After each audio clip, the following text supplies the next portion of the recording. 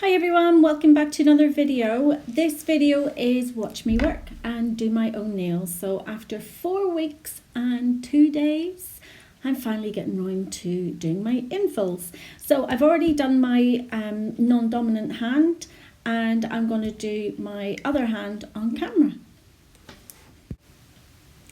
So if you're a regular viewer to my channel, welcome, and if you're a new viewer, welcome. So I'm starting off by pushing back my cuticles and using the other end of my pusher to just go in underneath the cuticles and scrape away any dead skin. Then I'm going to go on with my large barrel drill bit and I'm going to remove all the acrylic from the last design. No, I love this. I love this drill bit. It's so I don't know, it just never seems to go dull, if you know what I mean. It always stays sharp and it just keeps going and going and going. I have my e-file on probably at around 25,000 RPMs, so I do have it up quite fast, and I think at one point I do nearly put it right up to the 30 RPMs. Obviously when you're doing an acrylic redesign and you need to take all the previous acrylic off and down to your clear layer, it is really worth investing in a good e-file and good drill bits to do that. It takes it off effortlessly. I can't say that. Effortlessly. Oh my goodness. Well, it takes it off without great effort. That's better. And also, with the more RPMs that you have, obviously the better that your drill bit works. And if you have your clear base on underneath, you'll find that you won't get any of the burning, and as long as you keep moving your e-file and across the nail and don't stay at the one point, you'll be doing no damage to the nails. So you can see just how easily the drill bit takes the acrylic off. So the acrylic that I am taking off at the minute is Glitterbels Tiffany Teal. I absolutely love that colour, and whenever I saw that it was back in stock, I had to go on and order it. And as you know, you just can't order one acrylic powder, you have to order more. So yeah, whenever it came, I just had to do my nails with it because I love it. Just out of curiosity, how many of you actually do maintenance and infill appointments, or do you just do full sets every time? For me, a lot of my clients would be maintenance appointments, so they would come to me for their first full set, and then as their nails continue to grow, they would have their regular maintenance until their own nails are really long. There's good things and bad things about that. So the good thing about that is the nails, your own natural nails, there's nothing stronger than having your own natural nails underneath an overlay, because there's nothing that really is going to ping off. Your own nails aren't going to ping off. The downside to that though is our own nails don't always grow nice and straight the way they would if we were putting tips or sculpting. So it'd be just interesting to know how many of you actually do maintenance appointments and how many of you only do full sets.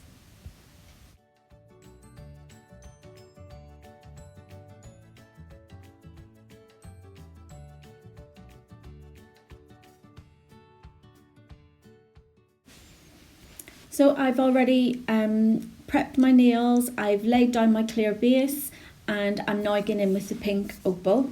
In hindsight though, when I saw these nails when they were finished, I should have actually went for plush cover, because I can see part of my natural nails showing through whenever I do the cutouts. So yeah, I wish I had done plush cover, but I thought because I was going to be using the pink opal quite thick because I was doing a cutout, I wouldn't have noticed my own nail, but I did. So as much as I love having my nails done and I love them when they're finished, the whole process for me, it sometimes is like a 2-day process, because I don't know, by the time I do one hand and I get up and I go and do the dinner, or I do this or I do that, I've never enough time in the day to do my second hand, and it could be like 2 days later before I even get it done. So This one, I made sure that I did it within 24 hours. Not necessarily on the same day, 24 hours, but both hands were done within 24 hours, which is a good thing for me. So I'm starting off laying down the pink opal, and I'm waiting until it starts to mattify, and then I'm going in with my little slicing tool, and I'm just cutting like a chevron shape out of that. I did go back in with some of the pink opal there because when I did the cutout, there wasn't enough height for the chevron, so I needed to apply more just so that I have a good wall to butt the white up to.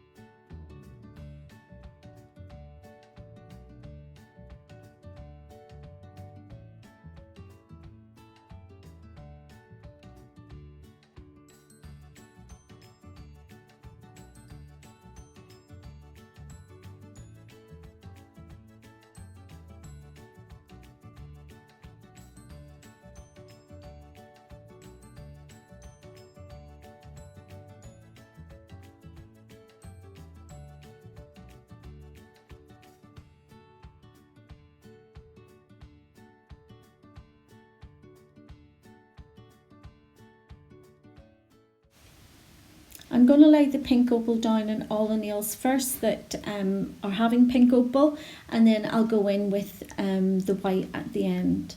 So again, the pointer finger is going to be the same as the thumb and the ring finger, and I'm just cutting out this chevron shape. So with the pointer finger, I did go in with the larger bead so that I didn't have to add any more to it. So going in with the larger bead gave me that height for the wall to cut out.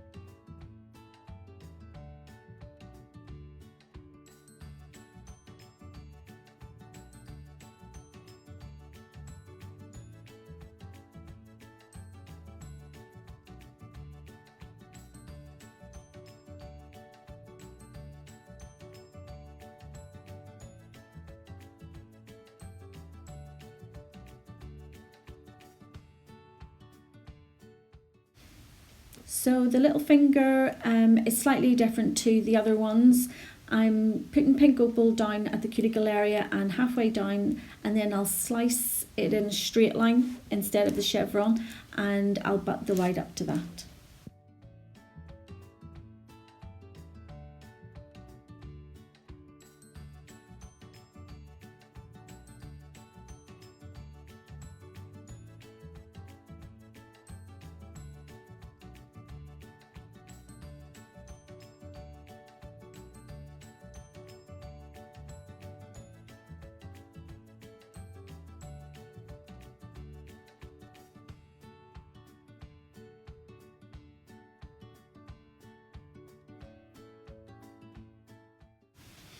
I'm just adding some more pink opal to the ring finger.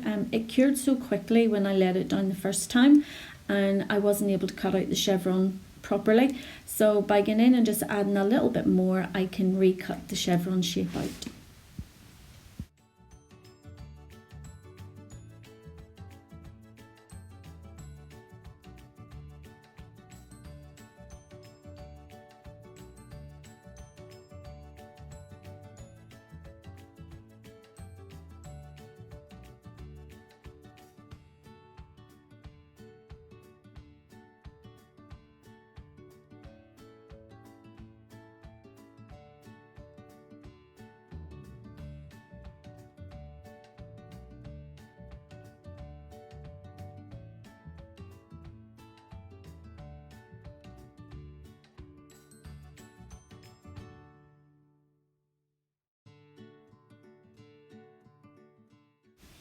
Now that it's all cured, I'm going in with my hand file and I'm just sharpening up the chevron shape that I've cut out, and that way whenever I put the white up to that line, it'll be nice and crisp.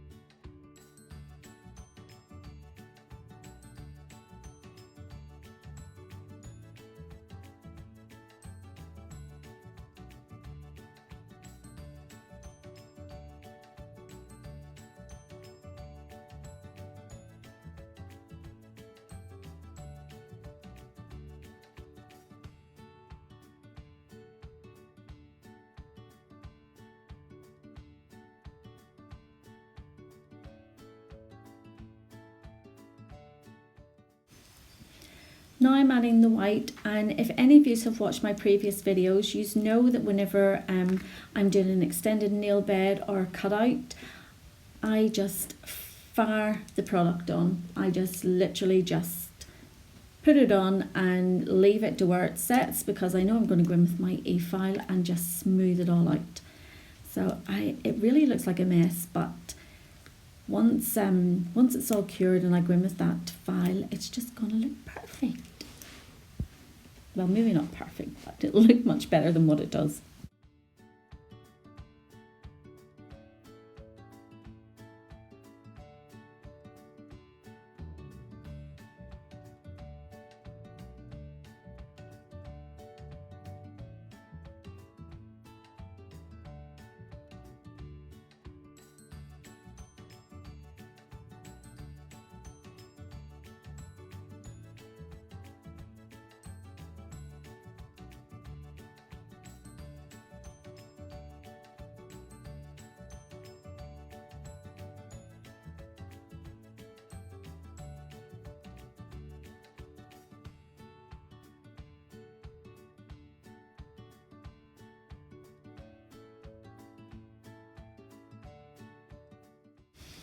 So when I'm putting the white on the little finger, it looks sort of semi-normal, but for the rest of the fingers, it literally looks like I have put the acrylic on with my eyes closed, but it's just how I do it. Everybody has their own way, but as long as you've got the height of the little cutouts and you've got a really good crisp straight line, as long as you're, whenever you're going to do your filing, it really does make a difference. I'm sure I'm not the only one that does it this way.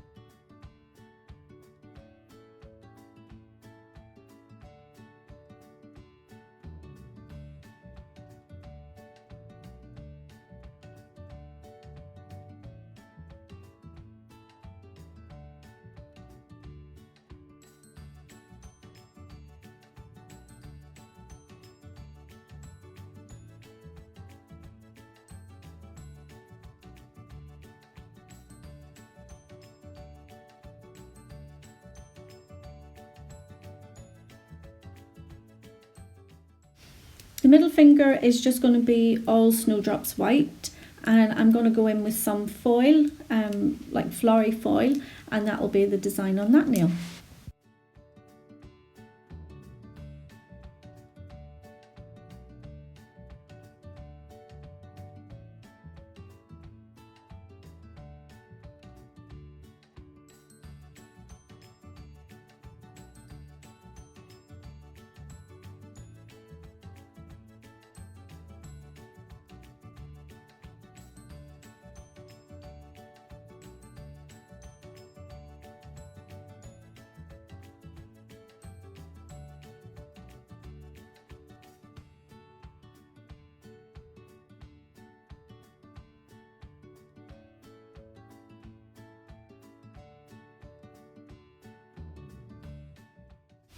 The Snowdrops White is a core powder, so I don't need to cap this in the clear.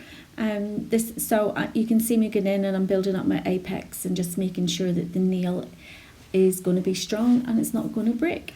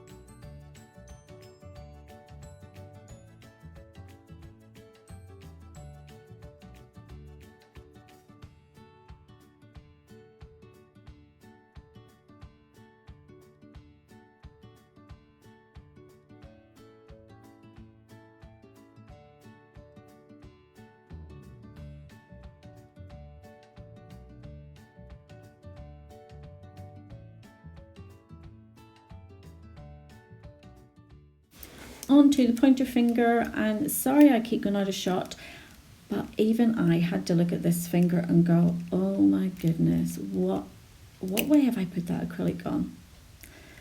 Thank goodness for e-files, that's all I can say.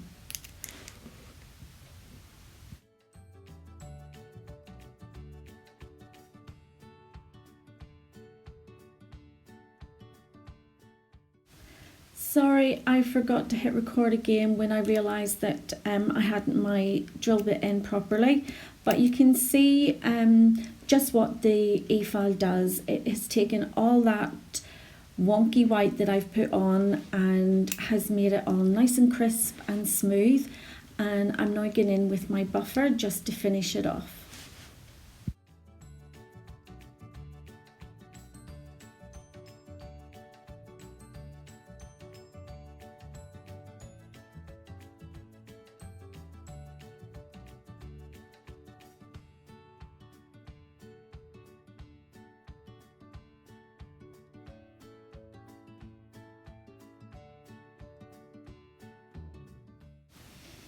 I'm going in here with my small cone drill bit here, and I'm just trying to give my nails like a small C curve, and by doing this I'm just doing it at an angle, just like a very, very slight angle, and I'm just letting the back of that drill bit hit the free edge of the nail, and that's what gives me this little C curve.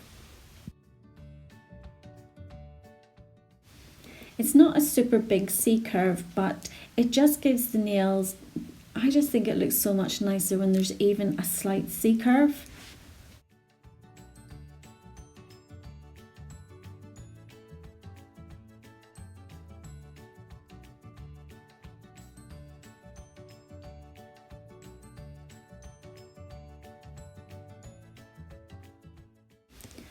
Quick wipe over with some alcohol, and now I'm going in with Glitter Planet's Foil Mate, and it's their foil gel.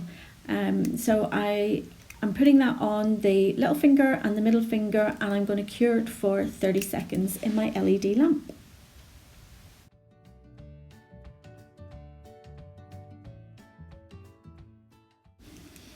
Once I finally decide what flowers I'm actually putting on this nail, I'm going to press really, really hard and smooth it out on the nail just to make sure that the foil is actually adhering to the foil gel. And then I'll lift it off really, really quickly. Not like if you were waxing someone, how you take off a wax strip, that quickly. And onto the middle finger, and I'm doing exactly the same.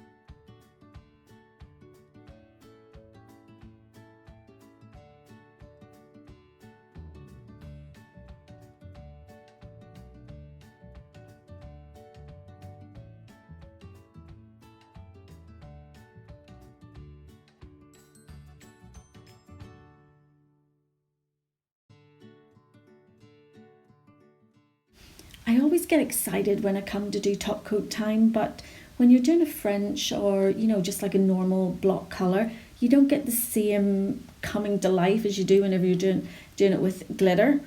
But yeah. So again, I've went in with my gelish Top It Off, which I have to take off the inhibition layer. And now I'm going to add my rhinestones.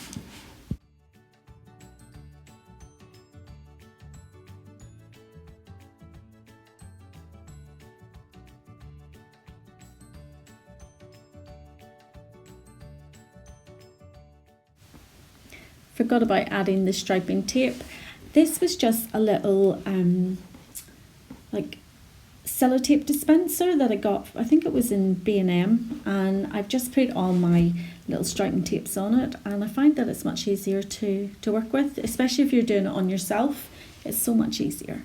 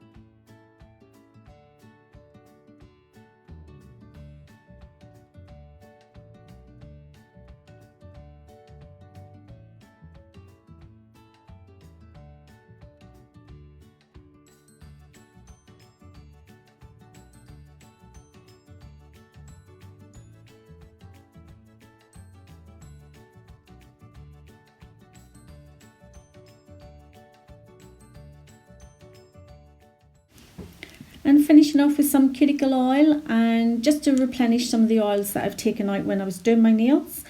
And here is the finished set. So I hope that you've enjoyed the video. If you have, please give it a thumbs up. And if you haven't already subscribed to my channel, you could do that now by hitting that little subscribe button.